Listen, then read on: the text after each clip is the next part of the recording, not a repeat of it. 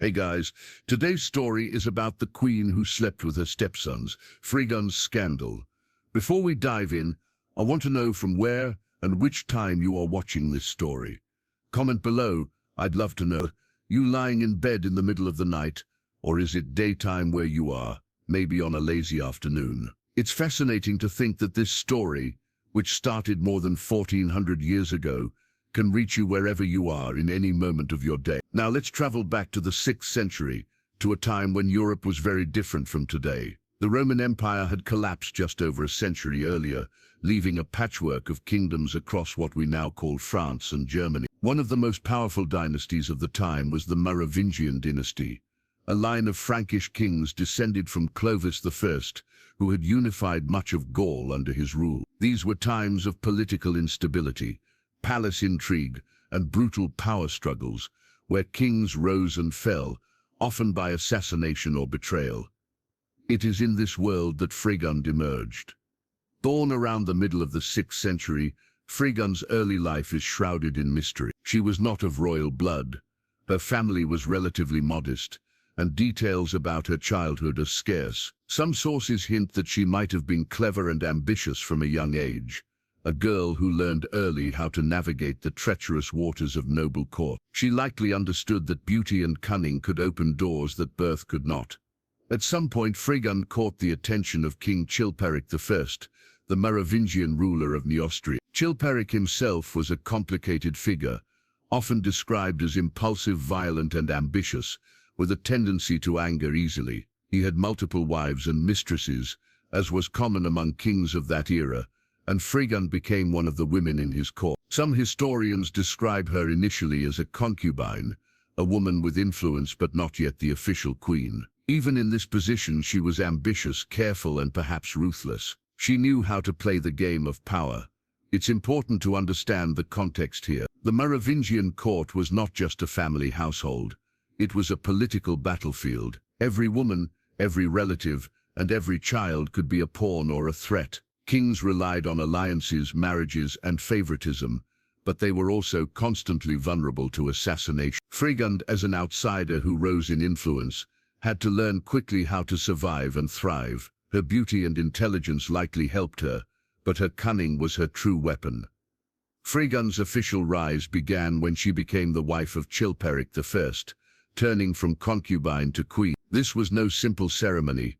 Marriage for a king was both a personal and political decision. By marrying Fredegund, Chilperic legitimized her presence at court and allowed her to wield influence openly, but this also made her a target. Other women, nobles, and even members of the royal family would watch her closely, waiting for her to make a mistake. Survival at court required both sharp wit and relentless ambition, and ambition is exactly what Fredegund had. Historians, particularly Gregory of Tours, describe her as cunning and sometimes ruthless. She did not hesitate to remove obstacles from her path, whether through manipulation, rumor, or even violence. Some stories suggest that she poisoned rivals or orchestrated the deaths of those who threatened her position. The line between political maneuvering and moral transgression was blurry in the Merovingian court, and Fredegund seemed unafraid to blur it further. By the time she was queen, Fredegund had already begun to leave a mark on history, but her story was far from ordinary. Most queens of the time were expected to bear children, support the king, and maintain a public appearance of virtue. Fredegund, however, seems to have had a different approach. Sources suggest that she actively engaged in palace intrigue, using secrets, relationships, and rumors to her advantage. And here is where the scandal begins. Rumors about her private life, particularly concerning her stepsons, would later become one of the most infamous aspects of her legacy. Chilperic's children from previous marriages were now part of the royal household, and the dynamics between them and their stepmother were complex. Some historians claim that Fredegund manipulated these relationships to strengthen her own power. The most sensational claim, that she engaged in sexual relationships with her stepsons, might have been true, might have been exaggerated, or might have been outright political slander. Gregory of Tours, who wrote much of what we know about her, often infused his accounts with moral judgments and dramatic flair, so it's difficult to separate fact from rumor. But the fact that these stories circulated widely tells us something important. Fredegund's life and actions provoked attention, fear, and scandal, At this point, it's worth pausing to imagine the atmosphere of the Merovingian court. Large halls filled with nobles and servants, the air thick with candle smoke, the clatter of armored guards in the corridors, whispered conversations behind closed doors, plotting, scheming, and the constant threat of betrayal. In this environment, every glance, every word, every gesture could shift the balance of power, and Fredegund thrived in this environment. She understood human psychology. She knew how to manipulate fear, desire, and loyalty to her advantage. Yet despite her cunning, Fredegund also faced danger. Kings and queens often fell victim to plots, and her enemies were many. Her rivals included not only other women but also powerful nobles and even the king's family members who resented her influence. To survive, she had to act decisively. Some historians suggest that she may have orchestrated the murders of political enemies, or at least encouraged them indirectly. Every victory for her was a lesson in both survival and the price of ambition. By now you might be wondering, what motivated Fredegund? Was she purely ambitious, a woman willing to do anything for power? Or was she simply adapting to the harsh realities of a dangerous world, where failure could mean death? Perhaps both. What's clear is that her actions, whether morally right or wrong, left a deep imprint on history. Her life was not one of quiet nobility or peaceful rule. It was dramatic, controversial, and unforgettable.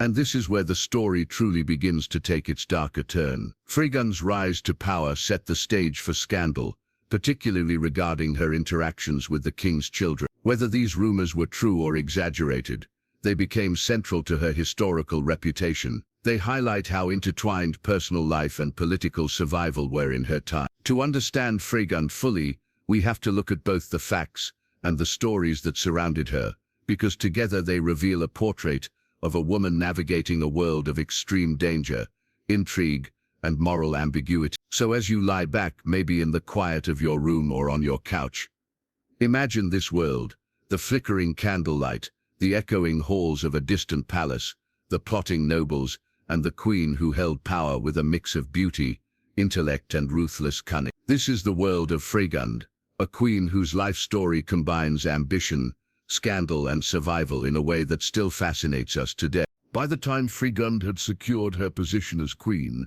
the palace was a treacherous environment where every word and gesture carried risk.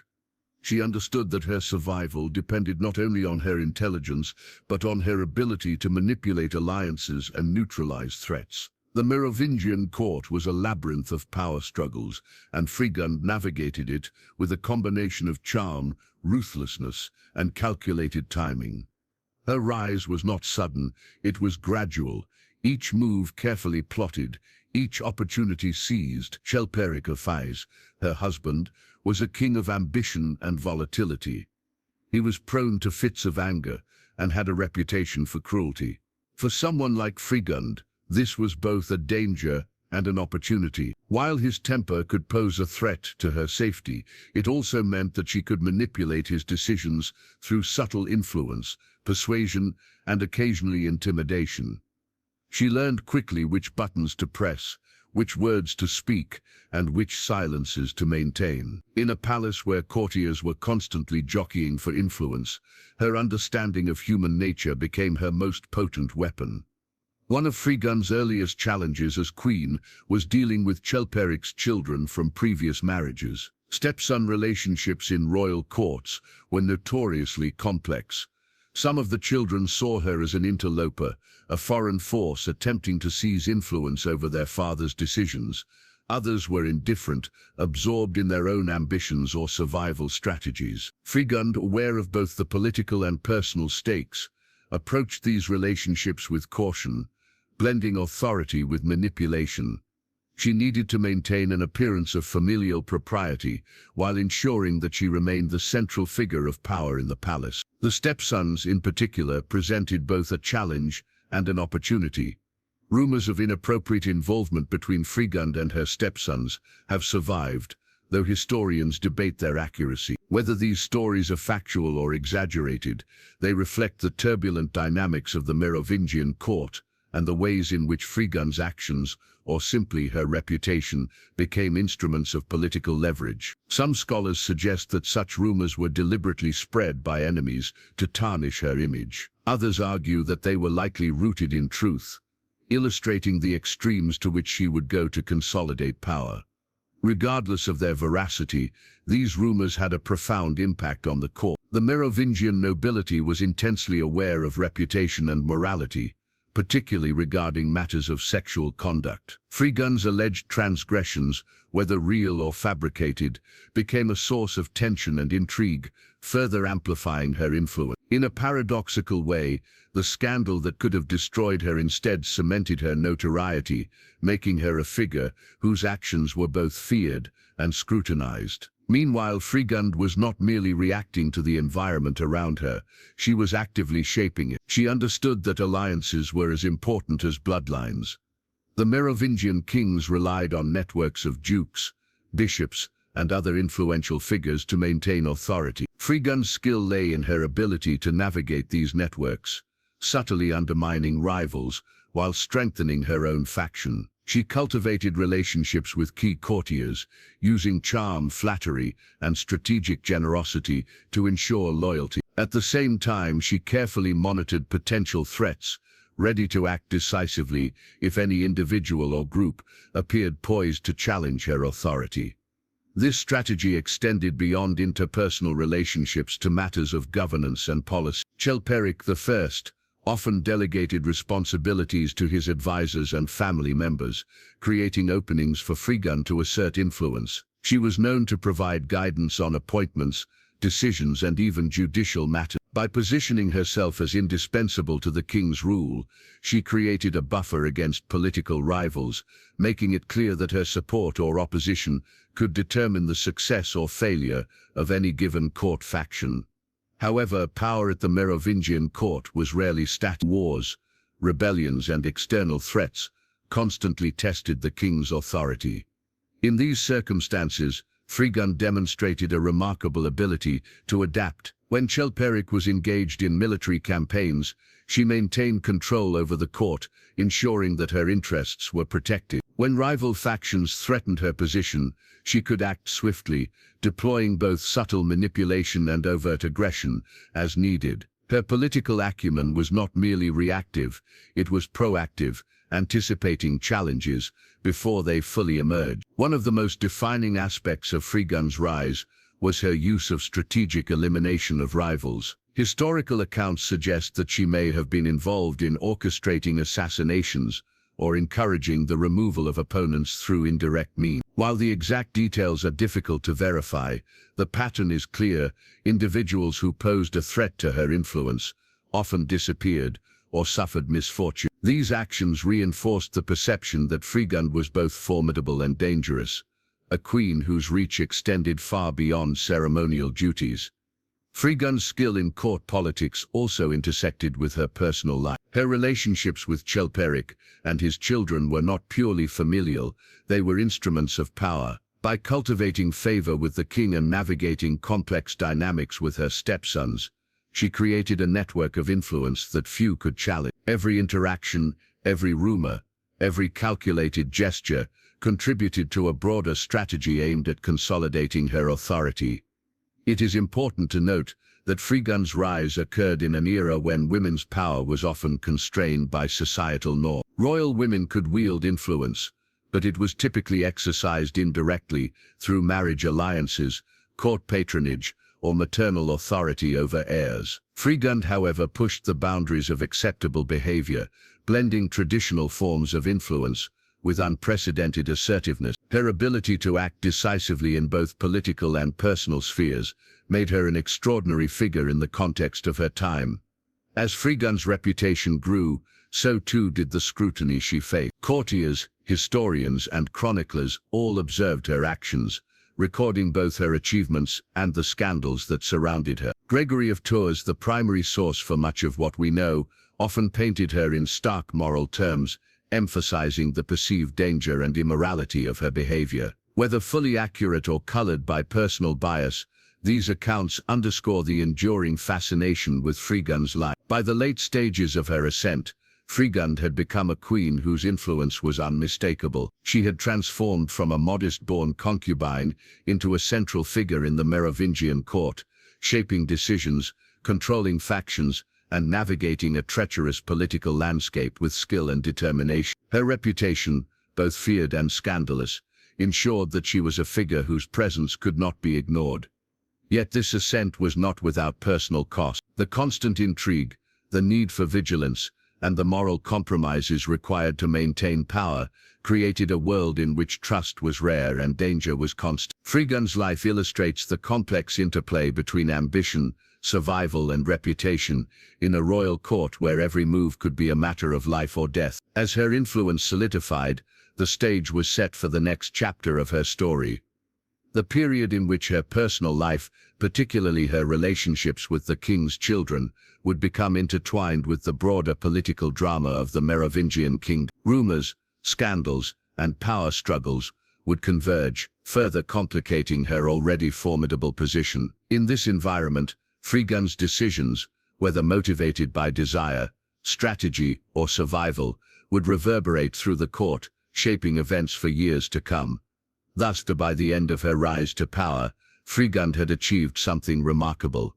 She had secured authority in a world where few women could wield it openly, navigated threats from multiple directions, and established herself as a central figure whose actions would be remembered long after her death. Her story, a combination of ambition, cunning, and scandal, reflects not only the realities of 6th century politics, but also the timeless dynamics of power and influence. By the time Fredegund had firmly secured her influence in the Merovingian court, the atmosphere of intrigue, jealousy, and whispered conspiracy was at its height. Her rise from a modest-born concubine to queen had drawn attention from every corner of the kingdom, and she had become a figure of both fascination and fear.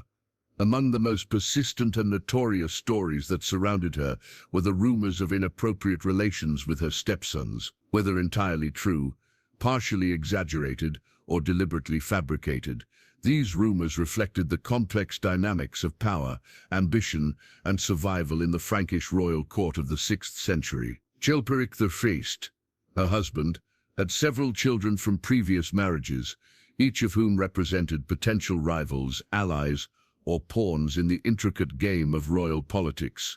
These children were not merely family members, they were actors with ambitions, loyalties, and networks of their own. Fredegund understood one such complexity. She needed to assert authority over her stepsons to maintain her position, yet one misstep could threaten her influence. And in the volatile world of Merovingian politics, even her life, every interaction with them carried risk, and every rumor, true or false, could be weaponized by her enemies. The allegations of sexual misconduct with her stepsons appear in the writings of Gregory of Tours, a contemporary historian whose accounts shaped much of what is known about the Merovingian era. Gregory's narrative paints Fredegund in a sharply negative light, portraying her as a figure who combined cunning, ruthlessness, and moral transgression. Yet Gregory's accounts must be approached with caution. Historians have long noted one's tendency in his works to dramatize events and moralize about women who wielded power independently. In that context, the scandal surrounding Fredegund may have been amplified or even partially constructed to emphasize her audacity and to provide an explanation for her political success.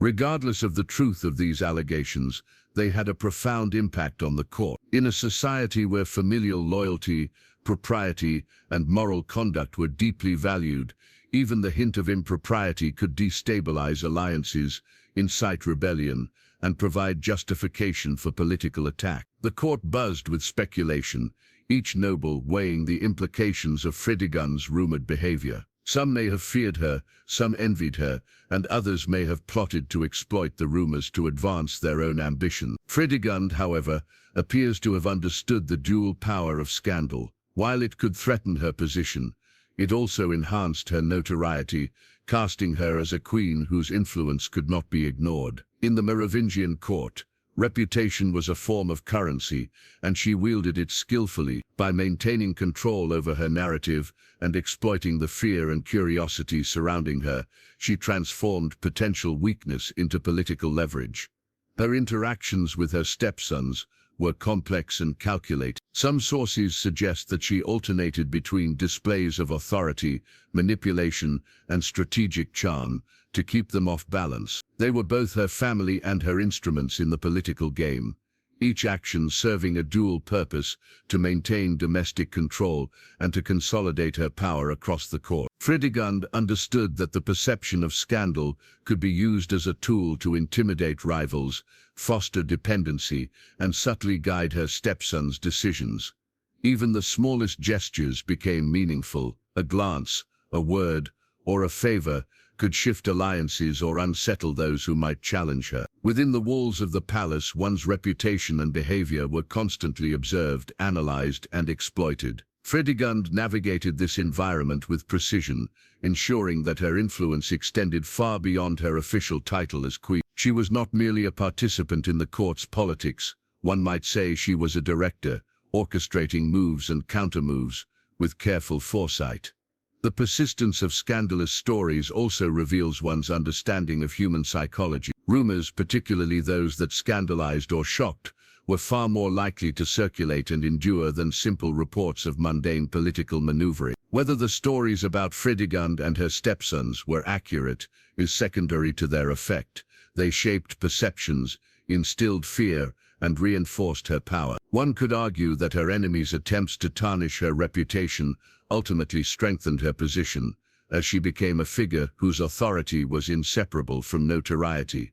This period also coincided with intense political instability. Chilperic faced challenges from rival kings, rebellious nobles, and threats to his throne. Fredegund's ability to maintain her influence amid these external pressures demonstrates one's combination of strategic intelligence and adaptability. While the court debated her morality, she focused on the practicalities of survival and power consolidation. Alliances were nurtured, rivals neutralized, and opportunities seized with precision. Through these actions, Fredegund ensured that the palace remained under her control, even when the king was away on military campaigns. Her stepsons, whether truly involved in scandal or merely subject to rumor, were part of the web she managed. The boundaries between personal relationships and political maneuvering were blurred, and Fredegund navigated them with skill, maintaining her dominance while minimizing threats.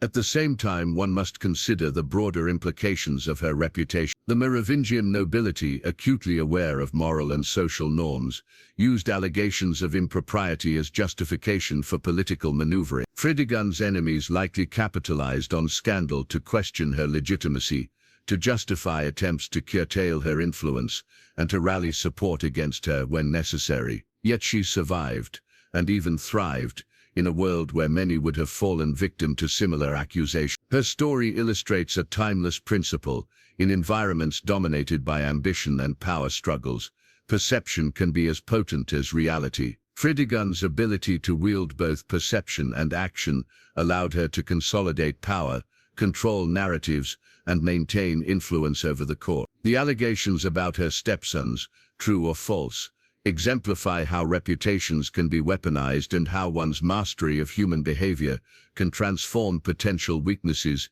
into sources of strength. The interplay between scandal, influence, and survival defined Fredegund's reign. Each rumor, each calculated interaction, and each display of authority contributed to a complex portrait of a queen who navigated one of the most dangerous political landscapes of early medieval Europe. Her actions during this period ensured that she remained central to court life, shaping outcomes and asserting control in ways that extended far beyond ceremonial duty. By managing perception, exploiting fear, and skillfully handling relationships with her stepsons, Fredegund maintained a balance that few could achieve. She operated in a world where every gesture, every alliance, and every whisper could determine life or death, and one might say she mastered it with unparalleled acumen. The scandal that followed her became inseparable from her legacy, not simply as moral judgment, but as a testament to her understanding of power, influence, and human behavior. Thus, this chapter of Fredegund's life highlights the intertwining of personal scandal and political strategy. One's reputation, manipulated or exploited, became a tool as effective as any weapon or decree. While the truth of her relationships with her stepsons may never be fully known, The effects of the rumors shaped the course of her reign and left a mark on the history of the Merovingian dynasty. In one sense, the stories served not only as cautionary tales, but also as evidence of her extraordinary skill in navigating the dangerous and unpredictable world of royal politics. By the time the rumors surrounding Fredegund and her stepsons had spread through the Merovingian court, the political landscape had grown even more treacherous. Chilperic I faced constant challenges from rival kings, rebellious nobles, and ambitious family members, while Fredegund navigated a labyrinth of intrigue that threatened her influence at every turn. The scandal that enveloped her private life became inseparable from the broader struggle for power, as one's enemies used every story, every whisper, and every insinuation to advance their own agendas. Fredegund had learned early that in a royal court, perception was often as critical as action. The tales of scandal, whether factual or fabricated, created fear and uncertainty among her rivals. Courtiers debated her morality, questioned her loyalty, and speculated on her motives. But at the same time, these rumors elevated her notoriety and reinforced her authority. In the Merovingian world, where kings and queens were constantly watched, a reputation for ruthlessness and audacity could serve as both shield and sword. Fredegund wielded it masterfully. One of the first consequences of the scandal was the reshaping of alliances within the palace. Nobles who had once been indifferent to her presence now began to recognize her as a figure capable of influencing the king's decisions. Some sought her favor, hoping to gain protection or advancement. Others, threatened by her reputation, plotted to curtail her influence. In every case, the whispers about her private life became intertwined with broader political calculations. Each noble had to decide whether to align with Fredegund, oppose her, or attempt a delicate balance between the two. The stepsons, central to the rumors, became unwitting participants in this political drama. Some historians suggest that Fredegund manipulated their positions and perceptions to strengthen her power. By controlling their access to the king, influencing their responsibilities, or subtly undermining their credibility, she ensured that they remained both dependent on and wary of. In a court where family ties were simultaneously bonds and weapons, one's mastery over such relationships was crucial. Fredegund's ability to navigate these complexities illustrates one's remarkable understanding of human behavior and strategic foresight. At the same time, external threats loomed over the kingdom. Rival Merovingian rulers, seeking to expand their territories or exploit internal weaknesses, constantly tested Chilperic I's authority. Fredegund's influence extended into these larger political arenas. She advised the king, shaped decisions regarding appointments and military campaigns, and acted as a gatekeeper to those seeking favor or redress. Her position required constant vigilance, as any lapse could result in rebellion, assassination, or loss of status. In this environment, her combination of intellect, ambition, and strategic ruthlessness became indispensable to her survival. One of the most significant ways Fredegund consolidated her power was through the elimination of rivals. Historical accounts indicate that she may have orchestrated or sanctioned the removal of individuals who threatened her influence. While the exact methods are unclear, the pattern is evident. Those who opposed her often found themselves sidelined, discredited. These actions reinforced the perception that Fredegund was a force to be reckoned with, a queen whose authority extended beyond ceremonial duties into the very heart of the kingdom's political machinery. Her influence also reshaped the court's daily operation. By controlling access to the king, she effectively became the central figure through which petitions, favors, and decisions flowed. Courtiers, aware of her power, carefully navigated her presence, often using flattery, gifts, or strategic alliances to secure her favor. Even those who despised her reputation were forced to acknowledge one's authority. In this way, the scandal, far from diminishing her power, became a tool that reinforced her central role in the palace. The broader societal context also amplified the impact of the rumor. In the Merovingian era, moral and familial expectations were tightly intertwined with political legitimacy. Allegations of sexual impropriety could serve as justification for rebellion, legal action, or social ostracism. Fredegund's rumoured behaviour with her stepsons therefore had implications far beyond the palace walls.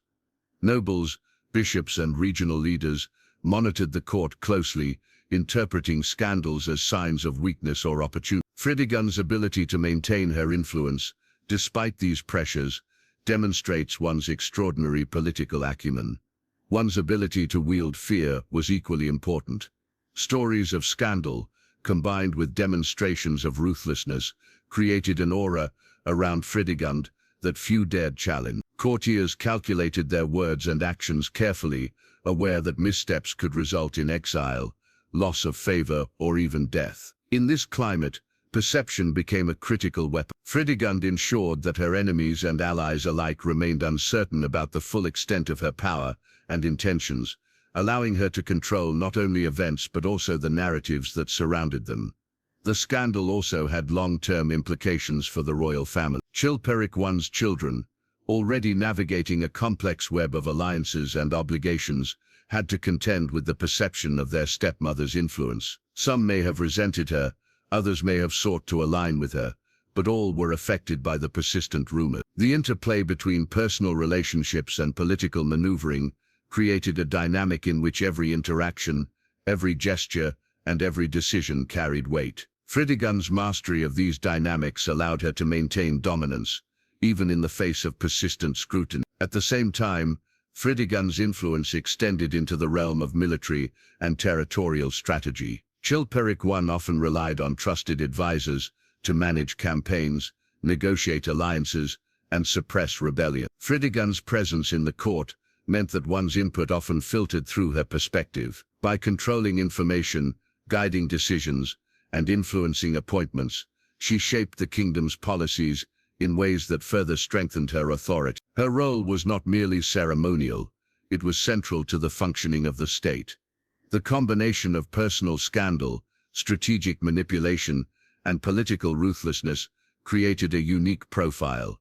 Fredegund became a queen whose power was inseparable from her reputation. While some contemporaries condemned her, others recognized her skill and pragmatism. In a society where women were often excluded from direct political authority, Fredegund demonstrated one's ability to operate within constraints, turning perceived vulnerabilities into advantages. As one reflects on this period of her life, it becomes clear that the scandal surrounding Fredegund was not merely a matter of morality or gossip. It was a component of a broader strategy, intentionally or not, that shaped her interactions, her influence, and the very structure of the Merovingian court. Allegations regarding her stepsons, combined with her demonstrated skill in alliances, intimidation, and manipulation, solidified her position as one of the most formidable figures in early medieval Europe. By the end of this phase of her life, Fredegund had transformed the court's perception of what a queen could achieve. She had leveraged scandal,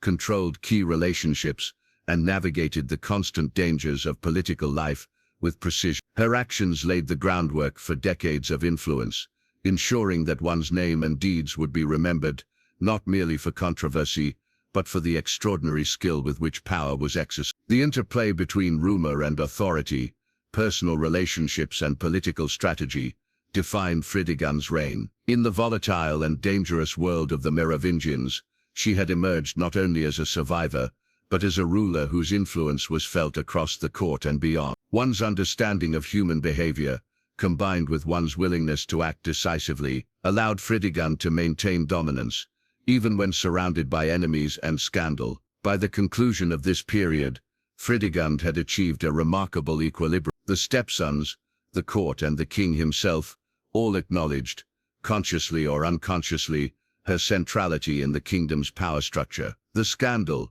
far from undermining her, had been transformed into a tool of influence. It demonstrated the enduring principle that in a world dominated by ambition, reputation, and human perception, power could be wielded as much through cunning and narrative as through formal authority or force.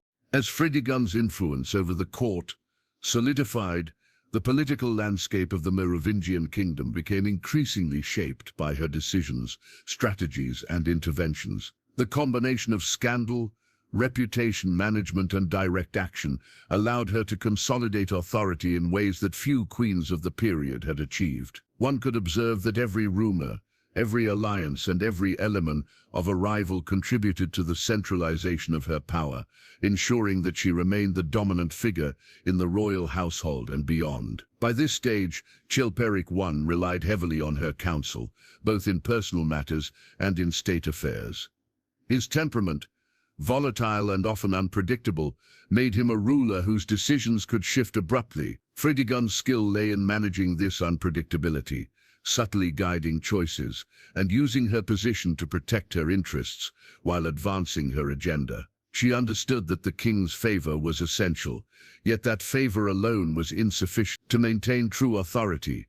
One had to control perception, manipulate alliances, and neutralize threats before they could grow into tangible challenges. One of the central aspects of Fredegund's strategy involved the careful management of her stepsons. Whether or not the scandal regarding them was true, the perception of their involvement allowed her to manipulate their behavior and influence their standing in the court. Some stepsons were relegated to positions of lesser power, others subtly undermined, and a few became instruments through which she extended her reach. Each interaction with them was calculated, serving multiple purposes simultaneously, asserting authority, managing risk, and demonstrating to others the consequences of opposition.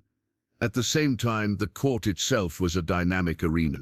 Nobles, bishops, and military leaders constantly jockeyed for influence, each seeking to position themselves favorably with the king. Fredegund's mastery was evident in how she navigated these shifting alliances. She cultivated relationships with those who could advance her goals, while quietly neutralizing individuals whose ambitions posed a threat. In one instance, she may have influenced appointments to critical positions, ensuring that loyalists occupied roles that could impact the outcome of political disputes. These moves, though subtle, had far-reaching effects, reshaping the balance of power within the kingdom. The elimination of rivals became a hallmark of her consolidation strategy. Historical accounts, particularly those recorded by chroniclers like Gregory of Tours, describe a pattern in which opponents of Fredegund either vanished, were discredited, or met untimely death. Whether these events were directly orchestrated by her, or facilitated through proxies,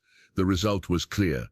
One's influence in the court grew, while the opposition weakened incrementally. Such actions, though morally dubious, were effective in ensuring that no individual or faction could challenge her authority without significant risk. Fredegund's reputation for ruthlessness also served as a psychological tool. Courtiers understood that her reach was extensive and her memory long. Those who defied or underestimated her often suffered consequences. This aura of danger reinforced her control.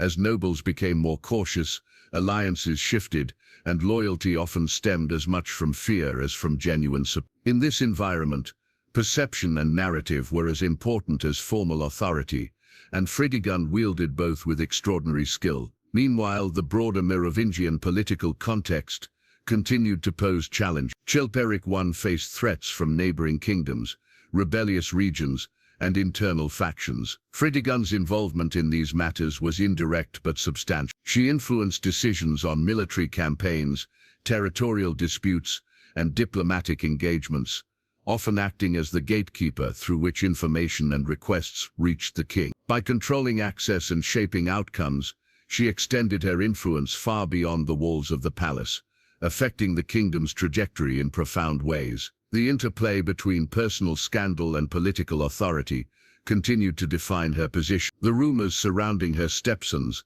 combined with her strategic manipulation of alliances and rivals, created a complex web in which one's reputation was inseparable from one's power. Fredegund understood that in such a volatile environment, appearances were as crucial as action. By maintaining a careful balance between visibility and discretion, she ensured that both allies and enemies remained aware of her presence and influence, even when she did not act overtly. One of the most remarkable aspects of Fredegund's consolidation was her ability to maintain stability despite the constant threats surrounding her. The court was rife with intrigue, betrayal, and shifting loyalties. In many royal households, such dynamics led to chaos, coups, or outright violence. Yet Fredegund navigated these dangers with precision, ensuring that her power was not only preserved but strengthened over time. Her ability to anticipate moves, manage relationships, and exploit opportunities exemplified one's extraordinary political acumen. The Stepsons,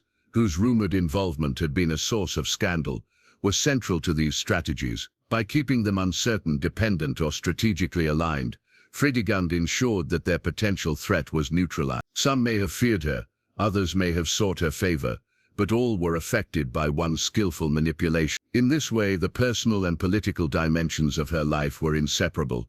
Every private interaction had public consequences, and every rumor became a tool in the broader game of influence. Fredegund's influence extended beyond the immediate court to the kingdom at large. Decisions about appointments, military actions, and regional governance often bore her mark. Nobles who recognized her authority sought her guidance or approval, while those who resisted faced marginalization. In one sense, the scandal that might have threatened her became part of the mechanism through which she exercised control. Her notoriety ensured that one's power was respected, feared, and difficult to challenge. At the same time, she understood that power required constant adaptation. Political landscapes shifted rapidly due to wars, alliances, and succession disputes. Fredegund's ability to respond decisively, anticipate threats, and recalibrate strategies ensured that she remained dominant even in turbulent times. Her reputation for cunning,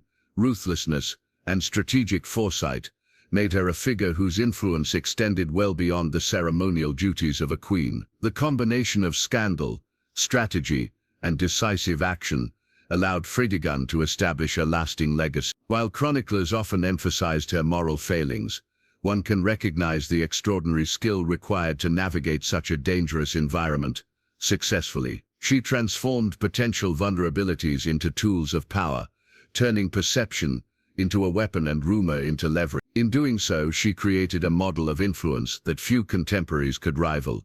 By the end of this period, Fredegund had not only survived the intrigues and dangers of the Merovingian court, but had actively reshaped it. Her stepsons, the nobles, and even Chilperic I himself, were all influenced by one's decisions, demonstrating the reach and depth of her authority. Scandal, far from diminishing her power, became intertwined with it, creating a legacy defined by skill, audacity, and strategic mastery. One can observe that Fredegund's consolidation of power illustrates a timeless principle. In environments dominated by ambition, competition, and perception, influence often relies as much on psychological acuity, narrative control, and strategic action as on formal titles or military strength. Her ability to operate within constraints, manipulate relationships, and exploit opportunities ensured that she not only survived but thrived in one of the most dangerous political arenas of early medieval Europe. The period of consolidation also set the stage for the next phase of her life, where her influence would extend even further, impacting succession disputes, court politics, and the broader trajectory of the Merovingian dynasty. The combination of personal scandal, strategic ruthlessness, and political foresight ensured that Fredegund's legacy would endure, remembered as a queen whose mastery of power was as extraordinary as it was feared. As Fredegund's influence continued to grow, one could observe that the Merovingian court had transformed under her presence. Where once the palace had been a space defined by the king's whims, the ambitions of nobles, and the rivalries of heirs, it now operated within a framework subtly dictated by her strategic calculations. Chilperic I, though still king in title, often deferred to her judgment, relying on her insight to manage both internal affairs and external threats. Fredegund had reached a point where one's authority was inseparable from the machinery of power, her presence woven into the very fabric of governance, intrigue, and survival in the kingdom. The height of her influence was marked by a series of calculated eliminations of rivals, both real and potential. These actions were not haphazard. They followed one's understanding of human behavior, political dynamics, and the delicate balance between fear and loyalty. Key figures in the court, including nobles who had once opposed her, were either persuaded, intimidated, or removed entirely. Chroniclers, such as Gregory of Tours, describe events that suggest a combination of cunning, ruthlessness, and foresight. Enemies suddenly fell from favor. Military commanders were reassigned, and alliances shifted overnight. While some of these moves may have been attributed directly to Chilperic I, the underlying orchestration often bore the subtle fingerprints of Fredegund's strategic mind. The Stepsons, central to earlier scandals, remained critical elements in her consolidation of power. By manipulating their positions, she ensured that they could neither challenge her openly nor operate without her influence. Some were assigned responsibilities that limited their capacity to threaten her.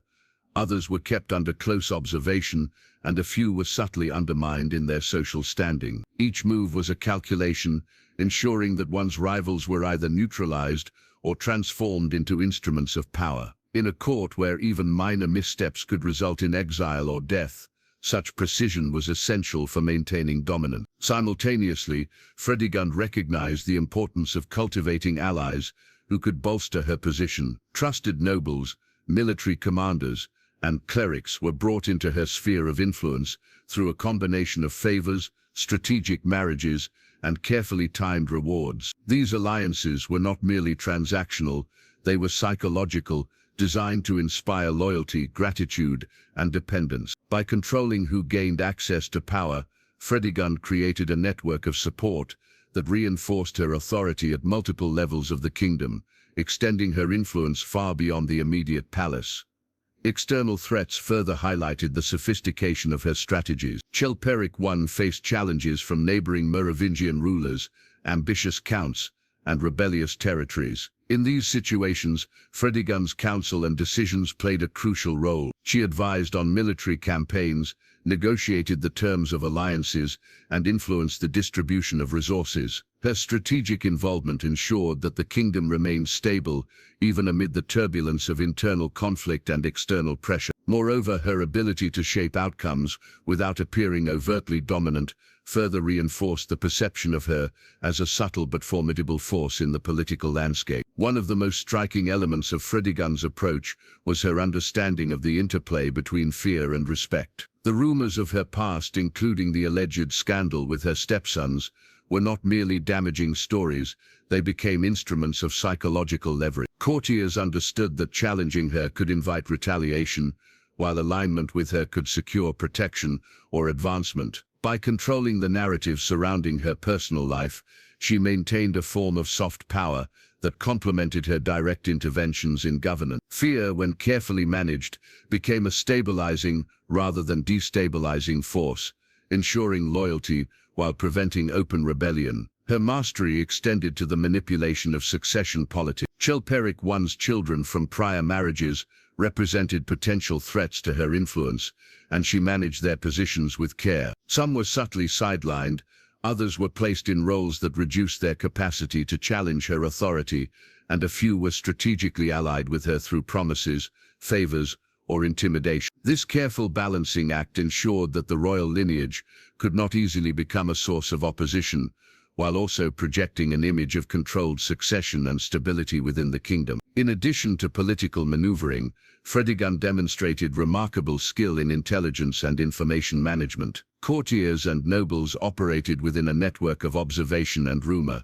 and Fredegund exploited this to maintain an advantage. Reports from regional leaders, military commanders, and household staff were filtered through her perspective, allowing her to anticipate threats, identify opportunities, and influence outcomes before they could materialize. Information itself became a currency, and one's ability to control it became a central pillar of power. Fredegund excelled at this, ensuring that she remained several steps ahead of both allies and adversaries. One of the most notorious episodes in her career illustrates the combination of ruthlessness and strategy that defined her reign. A noble faction, wary of her influence, sought to undermine her by leveraging the persistent rumors about her steps. They attempted to rally support among other courtiers and even sought to influence Chilperic I's decisions. Fredegund, aware of the threat, acted decisively. By carefully deploying loyalists, orchestrating alliances, and strategically discrediting key figures,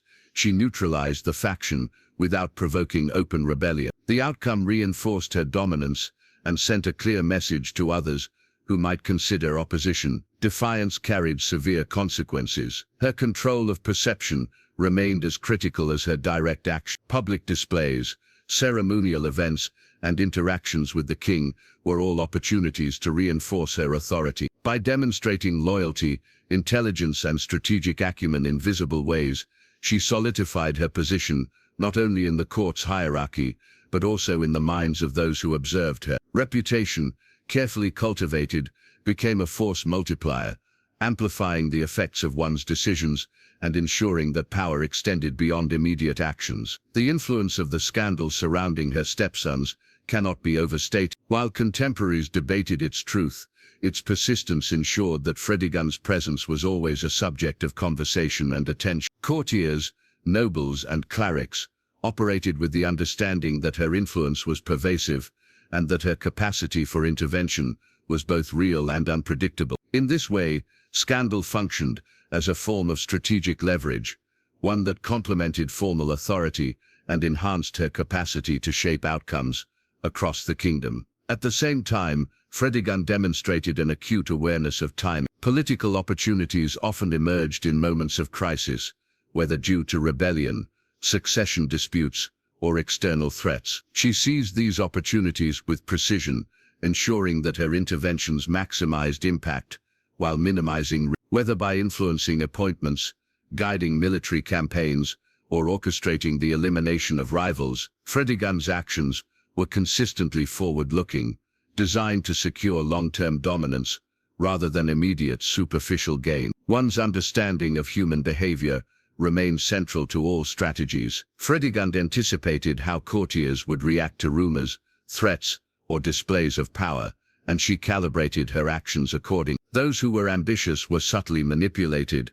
Those who were cautious were reassured or intimidated as needed. By aligning personal insight with political strategy, she maintained an environment in which her influence was virtually unassailable. Her mastery of psychology, reputation, and action combined to create a form of authority that extended far beyond conventional notions of queenship in the period. The stepsons, continually entwined in both rumor and politics, illustrate the effectiveness of one's strategic vision. By keeping them uncertain, dependent, or strategically aligned, she minimized the risk of rebellion while maximizing her control over succession and influence. Each decision, whether public or private, contributed to a web of authority in which her dominance was unquestioned. The persistence of scandal, far from undermining her, became a tool through which she maintained oversight, reinforced fear, and directed the behavior of key actors within the court. Fredegund's ability to navigate these dynamics over time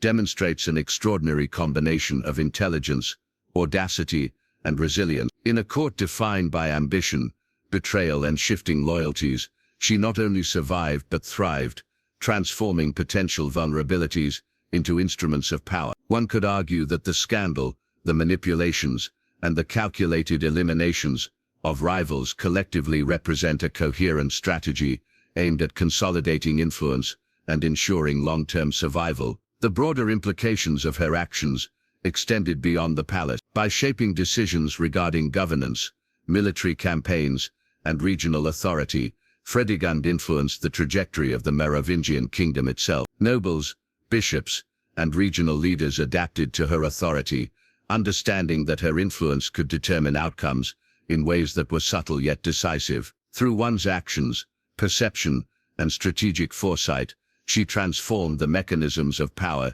into instruments under her control. Her ability to combine direct intervention with psychological manipulation illustrates one of the most remarkable aspects of her legacy. Fear, respect, rumor, and loyalty were all leveraged to maximize influence while minimizing risk. Courtiers, nobles, and even the king himself were drawn into a web of control in which every action and perception was mediated by Fredegund's strategy. In this environment, traditional forms of authority became subordinate to the skillful orchestration of relationships, narrative, and perception. As one examines this period of her life, it becomes clear that the height of Fredegund's influence was characterized by a balance of audacity, calculation, and adaptability. The stepsons, the nobles, and the king operated within a system in which her judgment, foresight, and control over perception dictated outcomes. Scandal, far from undermining her,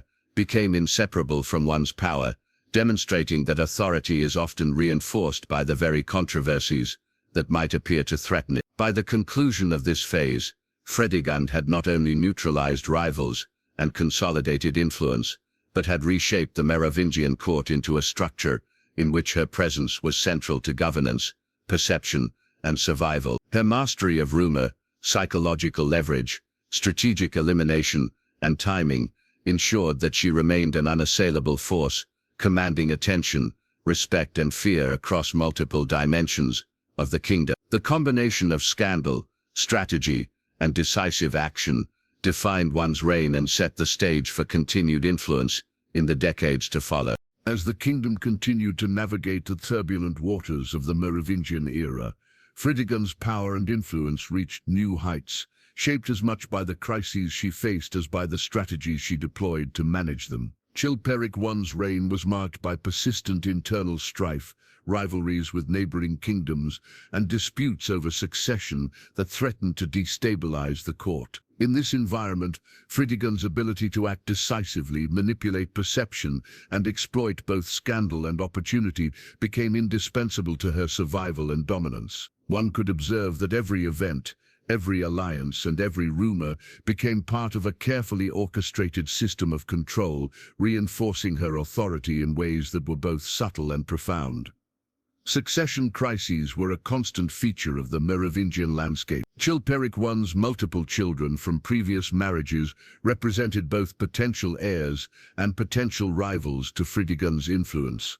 The Stepsons, already entwined in scandal and rumor, became key figures in these disputes. By managing their positions, loyalties, and perceptions, Fredegund ensured that one's influence remained central to decisions about succession, inheritance, and governance. Some Stepsons were subtly marginalized, others placed in positions where their power could be harnessed for her purposes, and a few were manipulated through fear, favor, or subtle intimidation. Each decision reflected a deep understanding of both personal and political dynamics, ensuring that she maintained a controlling hand in matters that could have undermined her position. At the same time, Fredegund cultivated relationships with other influential figures in the court and across the kingdom. Bishops, nobles, military commanders, and regional leaders were brought into a network of loyalty and dependence. Through gifts, favors, marriages, and strategic alliances, she created a web of influence that extended far beyond the immediate palace. Each ally was carefully chosen,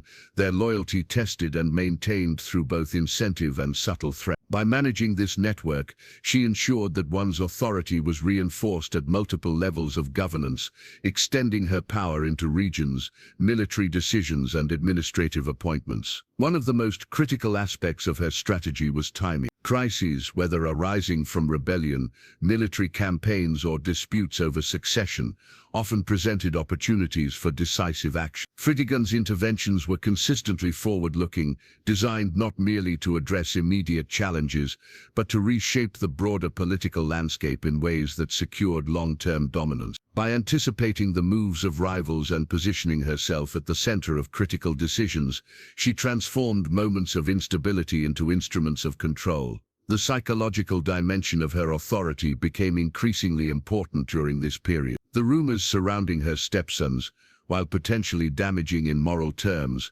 were leveraged as instruments of influence. Courtiers and nobles understood that Fredegund's reach was extensive and her capacity for retaliation. The aura of unpredictability and strategic ruthlessness she cultivated ensured that even those loyal to Chilperic I were cautious in their actions, aware that missteps could invite consequence. In this way, perception and narrative functioned as potent tools alongside formal authority, amplifying her influence across the kingdom. Fredegund's approach to rivals combined subtlety with ruthlessness. Key figures who opposed her influence, whether within the palace or in the broader political hierarchy, often found themselves neutralized through a combination of manipulation, strategic reassignment, and in some cases elimination. These actions reinforced one's dominance, while sending a clear message to potential challengers. Opposition was both dangerous and futile. By managing threats before they fully materialized, she maintained stability while extending the reach of her authority. Military campaigns and external conflicts further highlighted her role in the kingdom's affairs. Chilperic I faced pressure from neighboring Merovingian rulers, rebellious counts, and incursions along territorial borders. Fredegund's influence shaped the king's decisions in these contexts, affecting the appointment of commanders, the allocation of resources, and the strategic direction of military operations. Her interventions ensured that the kingdom could respond effectively to threats, while simultaneously consolidating her authority by demonstrating the practical utility of her counsel. This combination of strategic foresight and operational involvement reinforced the perception that one's influence was indispensable to the functioning of the state. The succession crises of this period were particularly complex. Multiple heirs, competing claims, and external pressures created a volatile environment in which alliances shifted rapidly. Fredegund's ability to navigate these dynamics required both careful calculation and decisive. By selectively supporting or undermining particular claimants, she ensured that her interests were protected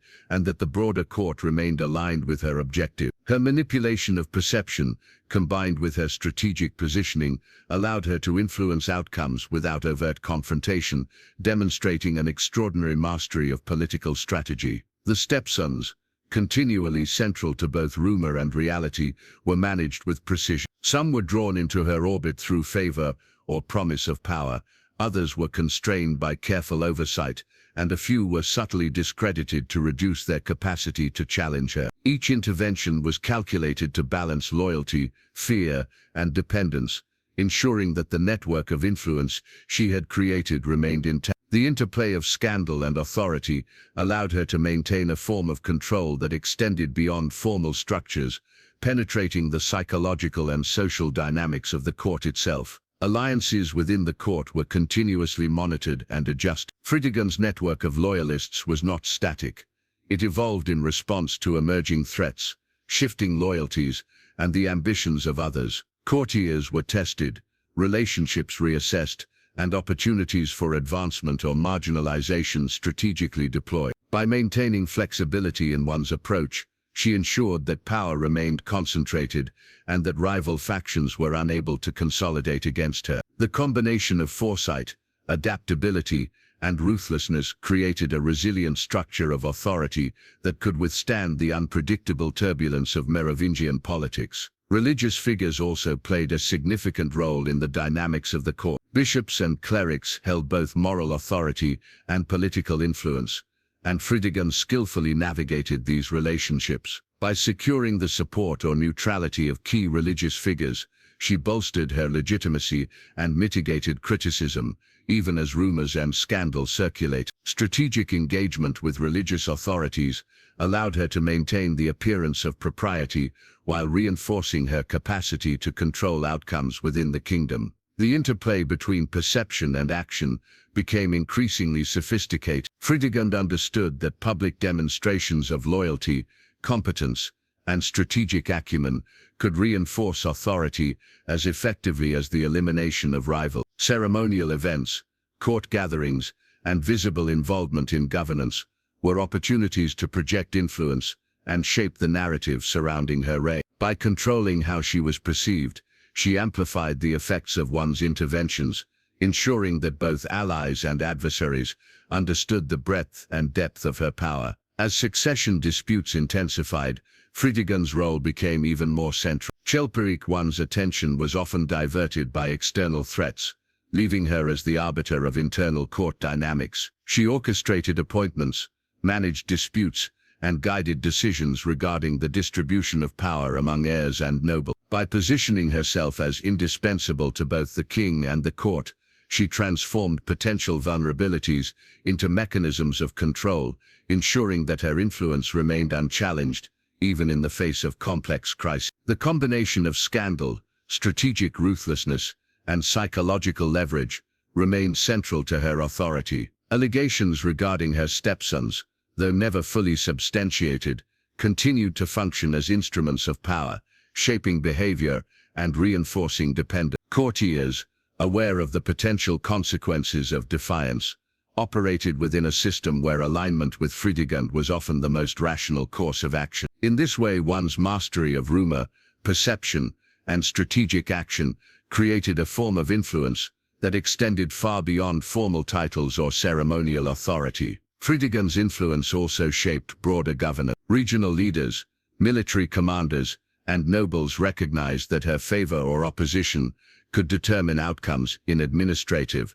military, and judicial matters. By controlling access to the king and strategically guiding decisions, she effectively shaped the policies and priorities of the kingdom. One could observe that her authority permeated every level of decision-making, from the royal household to the farthest reaches of territorial governance, demonstrating the extraordinary scope of one's influence. At the same time, Fredegund demonstrated remarkable adaptability in the face of emerging threats. Alliances shifted, new challenges emerged, and external pressures threatened stability. In each instance, she recalibrated strategies, redeployed loyalists, and adjusted the narrative surrounding her authority. By maintaining flexibility while projecting strength, she ensured that her position remained secure even amid the unpredictable dynamics of Merovingian politics. The Stepsons, the king and the court, as a whole, were continually influenced by one's strategic calculations. By balancing fear,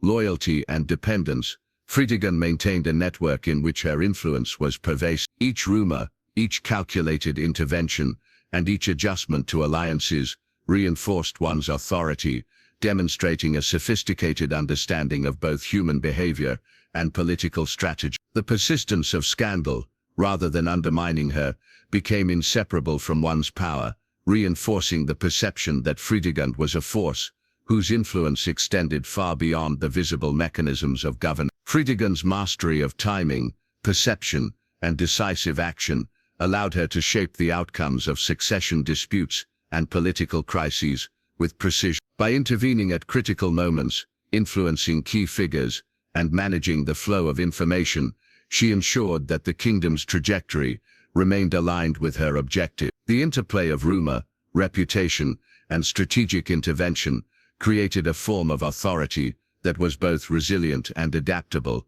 capable of weathering challenges that might have destabilized lesser figures.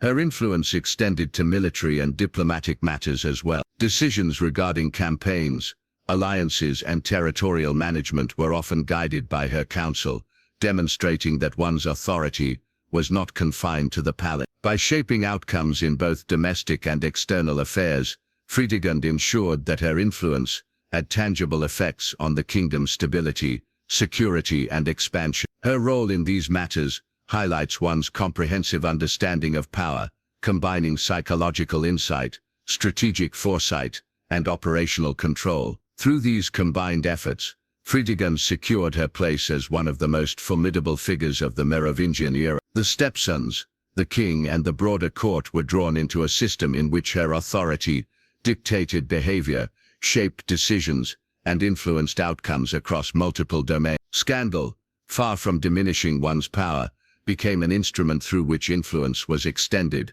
fear maintained, and loyalty reinforced. By the conclusion of this period, Fredegund had not only survived the turbulence of succession crises, but had transformed the political landscape of the Merovingian kingdom. Her ability to navigate rumor, leverage perception, eliminate rivals, and influence decisions across domestic, military, and diplomatic spheres demonstrated a mastery of power rarely seen in the early medieval period. One's legacy was one of audacity, strategic foresight, and extraordinary skill. By the time Fredegund reached the pinnacle of her influence, the Merovingian court had become almost unrecognizable compared to the early years of Chilperic I's reign. What had once been a chaotic blend of ambition, rumor, and shifting alliances had evolved into a carefully managed ecosystem, orchestrated largely by Fredegund herself. Every action within the court, appointments, favors, military commands, marriages, and even ceremonial duties, was filtered through her influence. She had created a network of loyalty, fear, and dependence that extended far beyond the palace walls, touching every corner of the kingdom. In this environment, her authority was both pervasive and unassailable. The scandal surrounding her stepsons, persistent and insidious, continued to serve as a strategic instrument. Though the moral implications of the rumors could have undermined her, Fredegund leveraged them to assert dominance. Courtiers and nobles understood that her reach was extensive and her capacity for retaliation real. Even those loyal to Chilperic I treaded carefully, aware that missteps could result in political marginalization, loss of favor, or worse. By controlling the narrative around her personal life, Fredegund ensured that perception remained a powerful tool, reinforcing her authority without the need for overt displays of force. Her influence over succession remained a defining feature of this period. Chilperic I's multiple children, born of both Fredegund and previous marriages, represented potential heirs and potential rivals. Fredegund managed these complex dynamics with exceptional skill, ensuring that those who could threaten her position were either neutralized or aligned with her interests. Some children were subtly sidelined, others manipulated into dependence, and a few carefully cultivated to serve as instruments of her influence. Each decision reflected a nuanced understanding of both personal and political dynamics, allowing her to maintain control over the royal lineage, and by extension the kingdom itself. The court, a constant arena of intrigue, was continuously shaped by her intervention. Nobles and regional leaders were acutely aware that their fortunes depended on alignment with Fredegund's objectives. By managing appointments, influencing military campaigns, and orchestrating strategic marriages, she created a web of influence that bound loyalty, fear, and opportunity together. Allies were rewarded with positions of power and prestige, while opponents faced marginalization, discrediting, or elimination. This dual strategy of incentive and intimidation ensured that the center of authority remained firmly in her hands. Fredegund's strategic use of information and intelligence was equally critical. Courtiers, spies, and regional administrators provided her with constant reports on the mood, ambitions, and movements of key actors. By filtering, interpreting, and acting upon this intelligence, she stayed several steps ahead of potential rivals. Her interventions were rarely reactive. They were calculated and anticipatory, designed to preempt threats, exploit weaknesses, and solidify her control. In a court where rumor and perception could destabilize even the most secure position, her mastery of information provided a crucial advantage. Her influence extended beyond domestic politics into military affairs. Chilperic I's campaigns, border disputes, and defensive strategies were often shaped by Fredegund's counsel. By advising on the appointment of commanders, allocation of resources, and strategic priorities, she ensured that military operations reinforced her political objective. Her role in these decisions was subtle yet decisive, demonstrating that authority in the Merovingian kingdom was not merely ceremonial but intimately tied to the outcomes of governance, security, and expansion. Religious figures, with their moral authority and social influence, were also central to Fredegund's strategies. Bishops, abbots, and other clerics were engaged not only as spiritual advisors, but as political actors. Fredegund cultivated relationships with key religious figures, ensuring their support or neutrality. This engagement allowed her to counter criticism, bolster legitimacy, and maintain moral authority in the eyes of the kingdom's population. By integrating religious influence into her network of power, she strengthened the perception of both competence and propriety, even as scandal persisted. The height of Fredegund's influence was marked by a series of decisive moves against key rivals. Nobles who had once challenged her authority were carefully neutralized through a combination of intrigue, intimidation, and strategic reassignments. Some were publicly discredited, their reputations irreparably damaged. Others were quietly removed from positions of power, effectively eliminating threats without provoking open conflict. These actions reinforced her dominance and sent a clear message throughout the court. Defiance was dangerous, and loyalty was rewarded. Her manipulation of the Stepsons remained central to her strategy. By controlling their access to power, she ensured that they could neither openly oppose her nor operate independently. Some were deliberately assigned responsibilities that limited their influence, while others were subtly encouraged to align with her objective. Through these calculated interventions, she maintained a delicate balance of fear, loyalty, and dependence, ensuring that her position remained secure even as the political landscape shifted. Timing, always a critical element of her strategy, became particularly significant during periods of crisis. Succession disputes, regional rebellions, and rival claims to authority presented opportunities that Fredegund exploited with precision. By intervening at key moments, guiding decisions, and leveraging her network of loyalists, she turned potential threats into instruments of control. Her ability to act decisively while maintaining the appearance of subtlety allowed her to shape outcomes without provoking unnecessary resistance. Fredegund's understanding of human behavior was central to her success. She anticipated the reactions of nobles, courtiers, and family members, calibrating interventions to maximize influence and minimize risk. Ambitious figures were manipulated through promises or intimidation, cautious individuals were reassured or subtly pressured, and potential adversaries were neutralized before they could consolidate power. This mastery of psychology, combined with strategic foresight, ensured that her influence remained resilient and adaptive. The persistent scandal surrounding her stepsons, rather than weakening her, became a tool for maintaining authority. By allowing the rumors to circulate while carefully managing their implications, she created an atmosphere in which loyalty was maintained through both respect and fear. Courtiers understood that Fredegund's influence extended into all aspects of the court, and that defiance or misalignment could have severe consequences. The careful orchestration of rumor,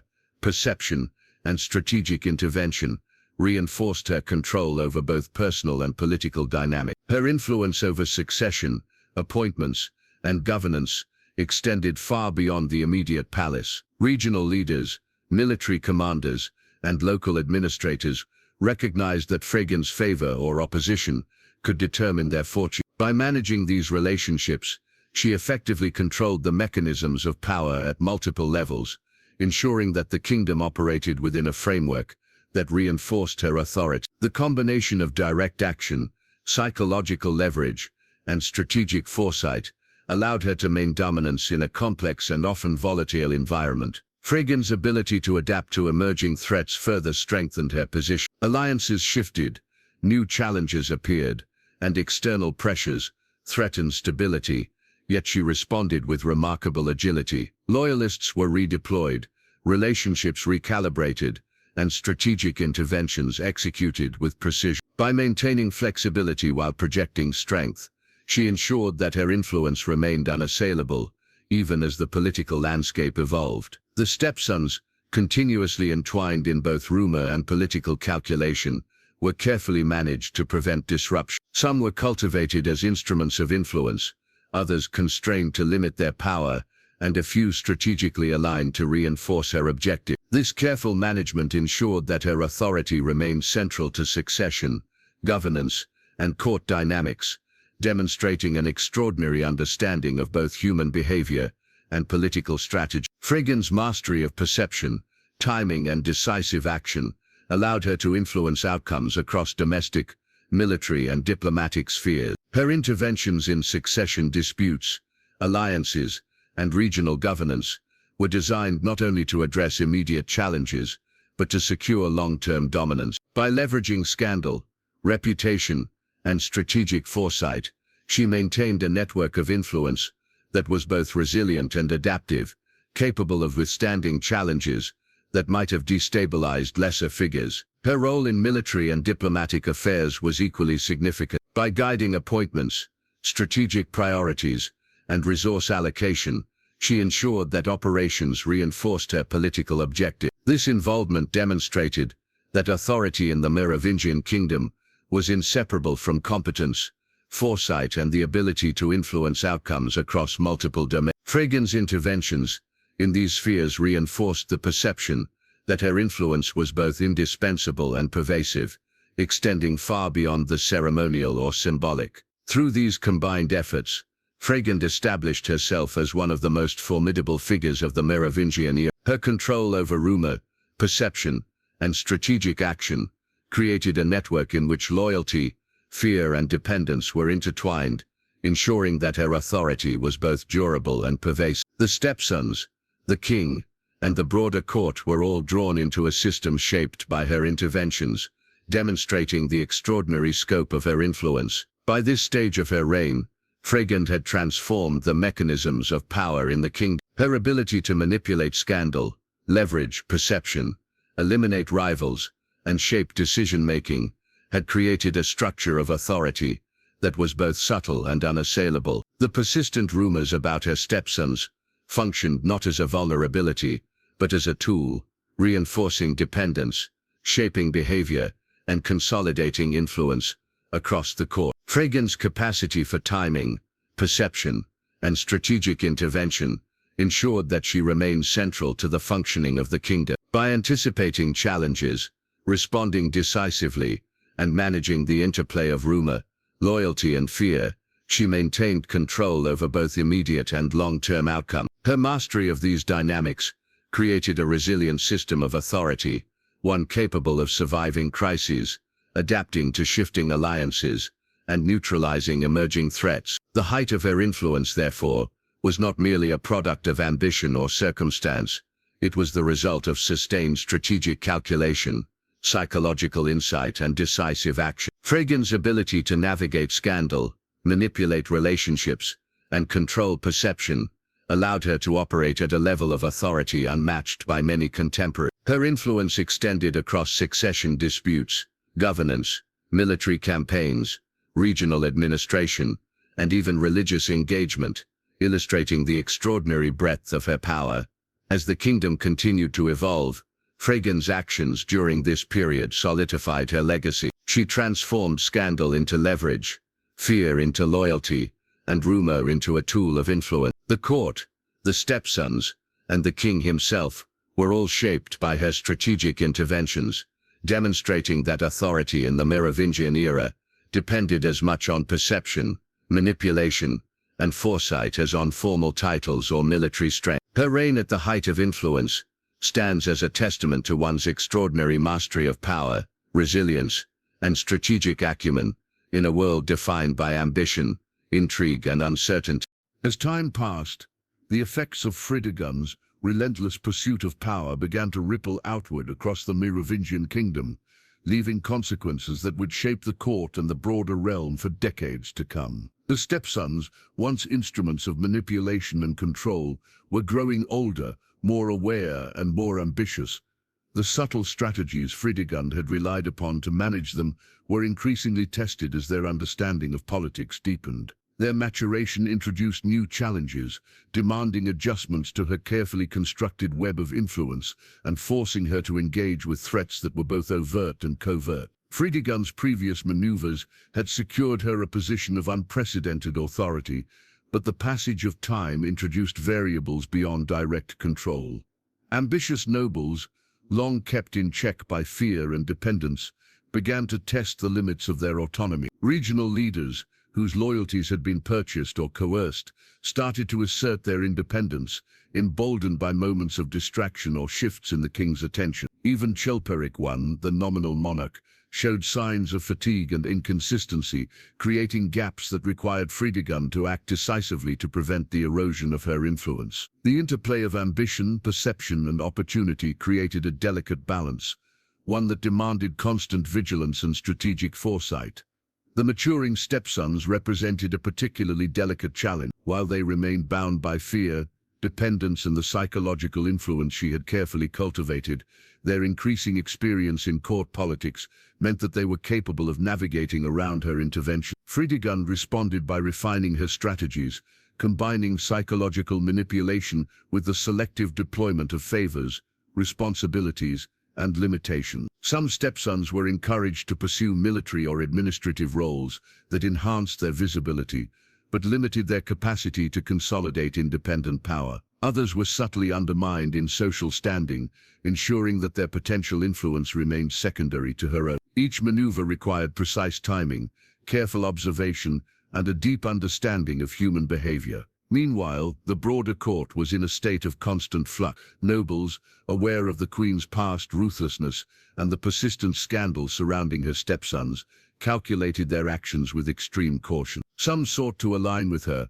recognizing the benefits of her favor, while others engaged in secretive plotting, hoping to exploit moments of distraction. Fredegund's capacity to anticipate, detect, and neutralize these plots became a defining feature of her continued dominance. Through a combination of intelligence gathering, strategic alliances, and subtle intimidation, she maintained control over both perception and action, ensuring that potential threats were addressed before they could materialize. The kingdom itself, governed through the interplay of personal authority, fear, and loyalty, reflected Fredegund's influence in more tangible ways. Military campaigns, territorial disputes, and administrative decisions were often guided by her council, ensuring that her objectives were reinforced across multiple domains. She directed the appointment of commanders, shaped the allocation of resources, and influenced the outcomes of key military engagements, all while maintaining the appearance of subtle guidance rather than overt control. The result was a kingdom in which the machinery of power operated according to one's strategic vision,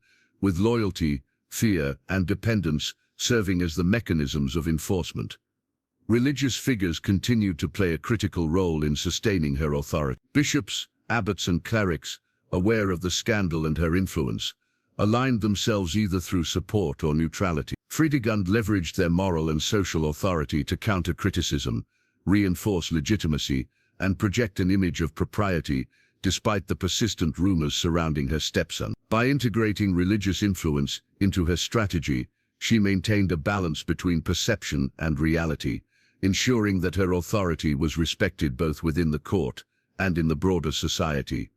As the heirs matured, the stakes of succession became more pronounced. Fredegund's ability to influence outcomes remained central, but the increasing agency of the stepsons introduced new complexities. Some sought to test the limits of her control, engaging in subtle political maneuvers to assert independence or gather support. Fredegund responded with a combination of preemptive interventions and psychological leverage, ensuring that the stepsons' ambitions were contained and redirected in ways that reinforced her authority. Through careful observation, calculated favor, and strategic limitation, she maintained dominance while allowing the heirs enough freedom to appear competent and legitimate, thus avoiding overt rebellion. The persistent scandal surrounding Fredegund, once a tool of fear and influence, began to take on additional dimensions. As courtiers and observers interpreted her actions, rumors evolved, sometimes amplifying her perceived ruthlessness or reinforcing doubts about her morality. Fredegund, however, turned these developments to her advantage.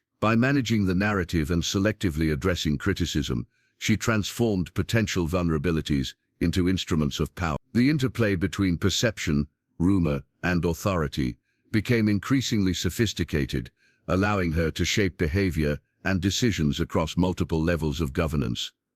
Her strategies also extended to regional governance. Nobles and local leaders were carefully managed through a combination of oversight, strategic appointments, and selective empowerment. Fredegund ensured that no single regional figure could consolidate power independent of her influence, while simultaneously cultivating loyalty and dependence. This network of control extended the reach of her authority beyond the immediate court, embedding her influence into the administrative and political structures of the kingdom. The result was a resilient system in which her dominance was both pervasive and adaptable, capable of responding to emerging threats or shifts in loyalty.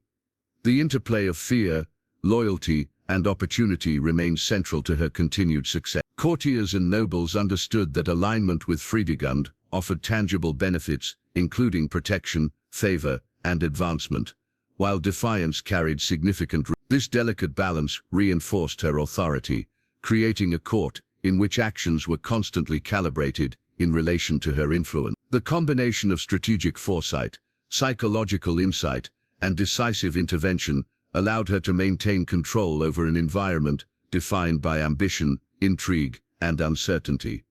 Fredegund's involvement in military affairs became increasingly nuanced. She advised on campaigns, assessed the loyalty and competence of commanders, and influenced the distribution of resources. Her strategic guidance ensured that military outcomes aligned with broader political objectives, reinforcing her authority and demonstrating the practical utility of her influence. By integrating operational oversight with psychological and political strategy, she maintained a comprehensive grasp of the kingdom's affairs, solidifying her position as an indispensable actor in both domestic and external matters. Succession disputes continued to test her ability. Chilperic's children from multiple marriages, combined with ambitious courtiers and regional leaders, created a complex web of potential threats and opportunity. Fredegund managed these dynamics with a combination of subtle intervention, psychological manipulation, and calculated elimination of rivals. By guiding appointments, influencing decisions, and shaping alliances, she ensured that the balance of power remained favorable, maintaining both stability and dominance.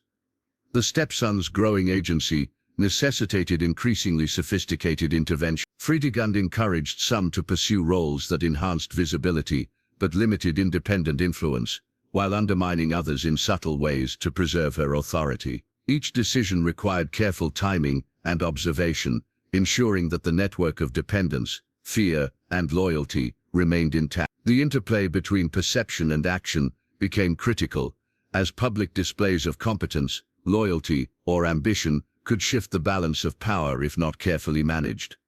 Religious influence continued to intersect with political strategy. Key clerics were engaged through loyalty, favor, or subtle pressure, ensuring that moral authority aligned with her objectives. This integration allowed Fredegund to manage criticism, reinforce legitimacy, and maintain an image of propriety despite ongoing scandal. By leveraging the authority of the Church, she expanded her influence into social and cultural realms, reinforcing the perception of both competence and moral authority.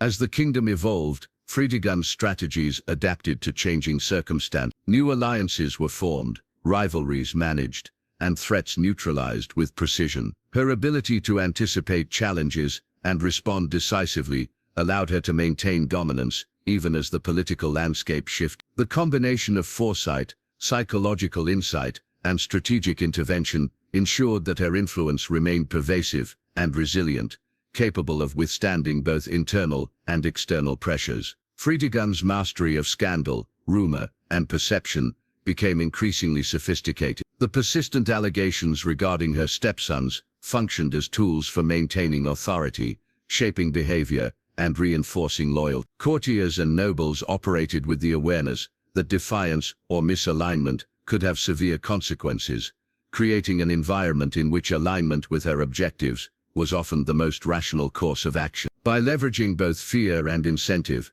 she maintained control over a complex and dynamic court environment.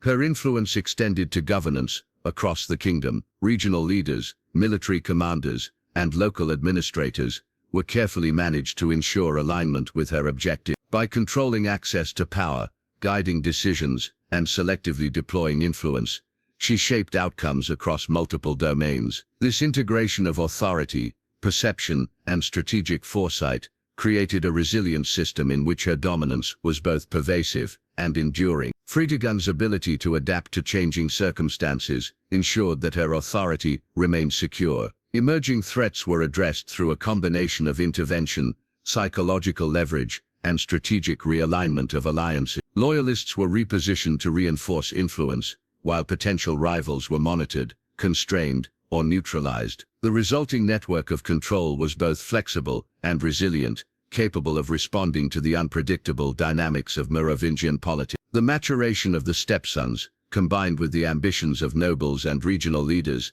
introduced challenges that required ongoing attention. Fredegund's ability to anticipate behavior, manage perception, and intervene strategically allowed her to maintain dominance, even as the political environment grew increasingly complex. Her mastery of both direct and indirect influence ensured that the balance of power remained favorable, reinforcing her centrality to governance, session, and court dynamics. By the conclusion of this period, Fredegund had solidified her legacy as one of the most formidable figures in the Merovingian. Her strategies combined psychological insight, strategic foresight, and decisive action, allowing her to transform scandal into leverage, fear into loyalty, and rumor into an instrument of control. The stepsons, the king, and the broader court were all shaped by her interventions, demonstrating the extraordinary scope and resilience of her influence. Through careful management of succession, alliances, military campaigns, and religious influence,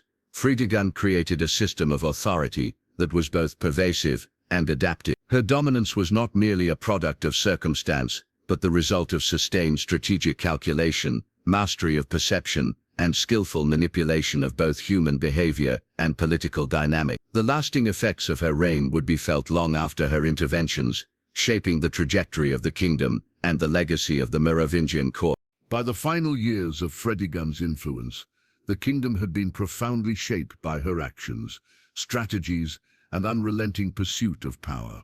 The network of control she had meticulously constructed over decades now extended across every aspect of governance, succession, and social hierarchy. Nobles, military commanders, religious figures, and even the king himself operated within a system in which her authority dictated the flow of power, shaped decisions, and managed outcomes. Her influence was so deeply embedded that it became nearly inseparable from the functioning of the kingdom itself. The Stepsons, who had once been instruments of scandal and manipulation, had matured into politically aware actors capable of asserting ambition. Fredegund's earlier interventions had ensured that their potential for independent action was constrained, but even subtle assertions of autonomy had to be monitored carefully. She engaged in continuous recalibration of alliances, appointments, and influence, ensuring that each step remained favorable to her objectives. By managing perception as deftly as action, she maintained dominance even as new complexities emerged in the court's dynamics. Succession continued to be a central concern. Chilperic's children represented both continuity and potential disruption, and Fredegund understood that the stability of the kingdom depended on managing these dynamics with precision. Her strategies included cultivating loyalty in some heirs, limiting the influence of others, and orchestrating decisions that aligned with her long-term vision. Each intervention was carefully calculated to reinforce the hierarchy she had established, ensuring that the mechanisms of power remained favorable to her objectives. At the same time, Fredegund's influence over military campaigns and regional governance remained pivotal. She guided the allocation of resources, the appointment of commanders, and the strategic priorities of military operations. These interventions ensured that both domestic stability and external security were maintained while reinforcing her authority. By integrating operational oversight with psychological and political strategy, she ensured that the kingdom's affairs reflected her objectives at every level, demonstrating a mastery of both governance and perception. Religious authorities continued to play a significant role in consolidating her legacy. Bishops, abbots, and clerics, aware of her influence and the persistent scandal surrounding her stepsons, aligned themselves in ways that reinforced legitimacy and moral authority. Fredegund's engagement with religious figures allowed her to counter criticism, cultivate support, and project an image of propriety even as rumors circulated. This integration of spiritual and political influence further strengthened her position, ensuring that authority was respected not only through fear or manipulation, but through perceived legitimacy. The culmination of Fredegund's influence was evident in the court structure and behavior. Nobles and courtiers had internalized the mechanisms of control she had established. Fear, loyalty, and dependence were intertwined, guiding decisions and shaping alliances. Potential rivals were carefully managed, either absorbed into the system or neutralized before they could threaten stability. Through these methods, she ensured that the court operated according to the rules she had defined, creating a system in which her dominance was both pervasive and enduring. Her mastery of scandal, perception, and strategic timing continued to reinforce her authority. The persistent rumors about her stepsons, while potentially damaging in moral terms, functioned as instruments of control. Courtiers and regional leaders understood that defiance carried consequences, while alignment with her objectives offered tangible benefit. By managing information, timing interventions, and influencing perceptions, Fredegund transformed potential vulnerabilities into tools that reinforced her power. This approach exemplified the sophistication with which she combined psychological insight and political strategy. The kingdom's broader dynamics were similarly shaped. Regional leaders, military commanders, and administrators operated within a framework that reflected her influence. Decisions regarding governance, resource allocation, and military campaigns were guided by her counsel or by the constraints she imposed on potential challengers. By embedding authority at multiple levels of the kingdom,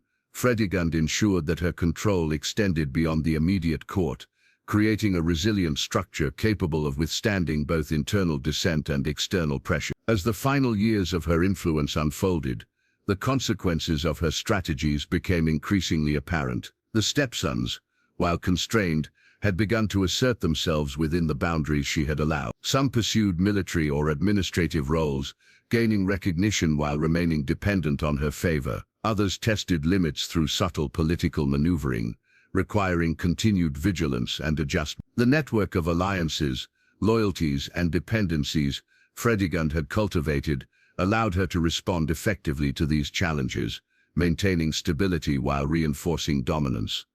Her interventions continued to shape the kingdom's strategic priorities. Military campaigns, territorial disputes, and succession planning were influenced by her guidance, ensuring alignment with her long-term objectives. By integrating operational decisions with broader political strategy, she maintained authority across multiple domains. Her involvement demonstrated that true power in the Merovingian kingdom was inseparable from competence, foresight, and the ability to influence outcomes in both domestic and external affairs. The interplay between perception and action remained critical to sustaining authority. Fredegund understood that visibility, reputation, and narrative shaped behavior as effectively as direct intervention. Public ceremonies, court gatherings, and visible involvement in decision-making projected competence, reinforced loyalty, and deterred opposition. By managing these elements alongside strategic action, she created an environment in which her influence appeared both natural and indispensable, amplifying the effects of each intervention.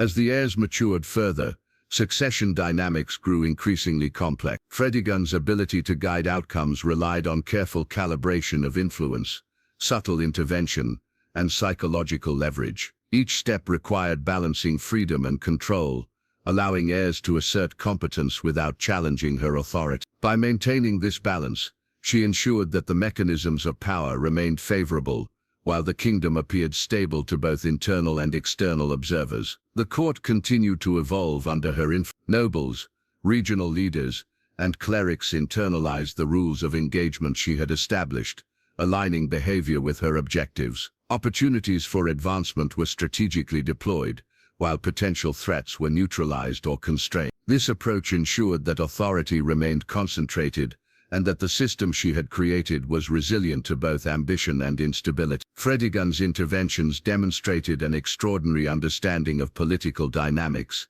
human psychology, and the interplay between perception and action. The long-term consequences of her reign were profound. The structures of authority, loyalty, and dependence she had cultivated persisted beyond her immediate control. Successors, stepsons, and nobles operated within frameworks that reflected her strategies, shaping governance, succession, and political behavior for years to come. The kingdom itself bore the imprint of her decisions, from the distribution of power and resources to the management of regional and military affairs. Fredegund's influence had become embedded in the very fabric of the Merovingian state. Her legacy, however, was not without complexity. The persistent scandal surrounding her stepsons, while instrumental in consolidating power, continued to provoke moral and political scrutiny. Courtiers, nobles, and religious figures navigated the tension between allegiance, fear, and ethical consideration. Fredegund's ability to manage this tension, through perception, rumor, and strategic intervention, ensured that her authority remained unchallenged, but it also left a complex historical record that intertwined personal behavior, political strategy, and cultural perception. Even as challenges persisted, Fredegund's mastery of timing, foresight, and strategic intervention ensured that her dominance remained intact. Emerging threats were anticipated and mitigated, alliances recalibrated, and opportunities for influence seized. Her network of loyalists, constrained rivals, and dependent heirs allowed her to maintain stability while extending authority across the kingdom. By combining psychological insight, operational oversight, and political calculation, she sustained influence that few contemporaries could rival. Religious engagement continued to bolster legitimacy. Strategic alignment with bishops and clerics reinforced moral authority and provided a buffer against criticism. Fredegund's understanding of the intersection between spiritual influence and political power allowed her to project propriety, while simultaneously consolidating control. This duality exemplified the sophistication of her strategies and contributed to the resilience of her authority in the face of both scandal and ambition. As the kingdom evolved, the mechanisms she had established proved remarkably durable. Loyalty, fear, and dependence shaped behavior across all levels of governance, while strategic interventions managed succession, appointments, and military operations. Fredegund's ability to integrate perception, rumor, and direct action ensured that the system of control she had built was adaptable, resilient, and deeply embedded. The result was a kingdom whose stability, governance, and succession dynamics reflected her influence in both subtle and overt ways. The final years of her influence highlighted the lasting effects of her strategies. The Stepsons, while maturing and asserting limited independence,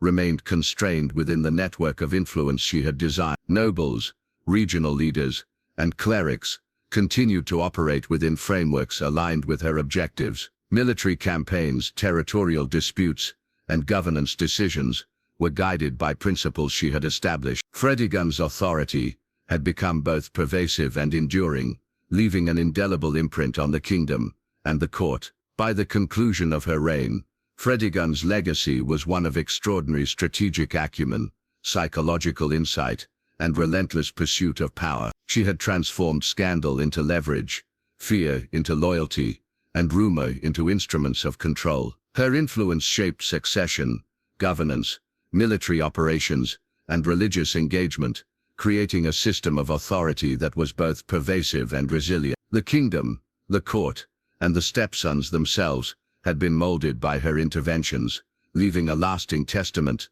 to one's mastery of power. Fredegund's life and reign offer a complex but fascinating portrait of ambition, strategy, and human behavior. Through careful manipulation of perception, decisive action, and strategic foresight, she navigated a world defined by intrigue, ambition, and uncertainty. Her legacy demonstrates the profound impact of individual agency, revealing how a single figure, armed with insight, audacity, and skill, can shape the course of history. As we reflect on Fredegund's remarkable influence, it becomes clear that her strategies were as much about understanding people as they were about controlling them. By anticipating desires, fears, and ambitions, she created a system in which loyalty, dependence, and fear were tools of governance. Her mastery of perception, timing, and intervention ensured that power remained concentrated, influence endured, and the kingdom's trajectory was shaped according to her vision. Fredegund's reign,